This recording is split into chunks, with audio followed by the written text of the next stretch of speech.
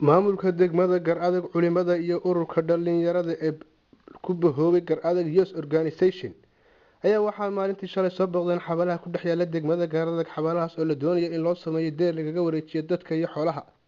xabaalaha ayaa waxa ay noqdeen kuwo ay dusha ka maraan dadka iyo xooluhuba. haddaba ururka dhalinyarada ee magaciisa loo soo gaabiyo Gayo ayaa waxa uu heegan ugu jiraa sidii loo dhisi lahaa xabaalahan. haddaba baaqan uu dirayo maamulka degmada Gar-adag culimada waaweyn iyo ururka Gayo ayaa waxay ku socotaa cid kasta oo jecel horumarka degmada, sidoo kale qurbo joogta iyo qolqol joogta reer Gar-adag.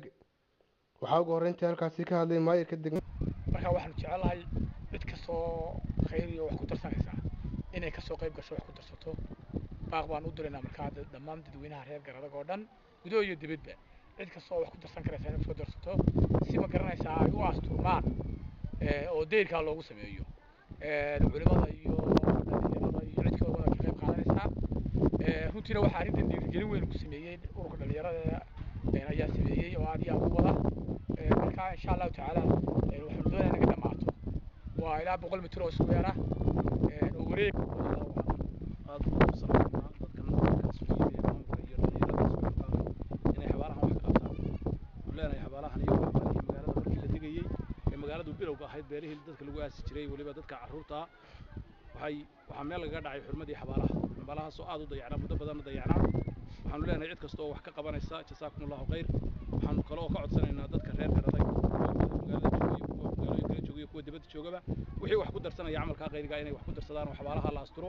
xabaalahaasi waxay leeyihiin xurmada guryu leeyihiin waa guri qof marisi meel laga dhacayaa. insha Allah waxaan leenahay waa in xabaalaha aad looga qabtaa. intaa dabadeed ayaa waxaa iyaguna meesha ka hadlay maamulka ugu sarreeya ururka Gayo sida gudoomiye Cabdisahal Jaamac Xasan iyo ku-xigeenkiisa Siciid Aadan Siciid.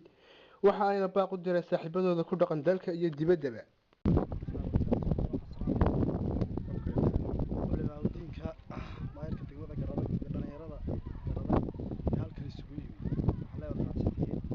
ujeedada maanta ka joognaa waxaa loo sheegay waxa weeye xabaalaha oo arkaysan iyo ay noo muuqdaan weeye xabaalaha hadaan nahay ururka dhalinyarada ee Gar-adag annagoo kaashanayna wadaadadii walaadiinkii iyo maamulka degmada kaashanayna waxaan doonayna inaan wax ka qabanno xabaalaha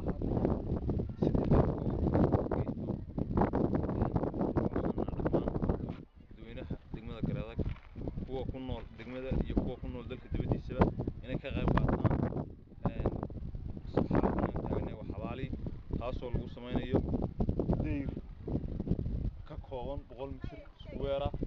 waxaan ka codsanaynaa markaa dadku inay sadaqad jaariye weeye ay ka qayb qaataan. qof kastoo islaamana waa mid ku waajiba. waxaan leeyahay ka qayb qaata. assalaamu calaykum. si kastaba ha ahaatee waxqabadka ururka Gayo ayaan intan ku ekeen maalmihii la soo dhaafay ayaa waxa ay buuxiyeen bartamaha suuqa degmada Gar-adag oo ay ka jirtay meelo banaan oo godan oo ay fadhiistaan biyuhu xilliga rabobowga. waa Axmed Jaamac Aadan fogaan aragga xorta Universal TV Gar-adag.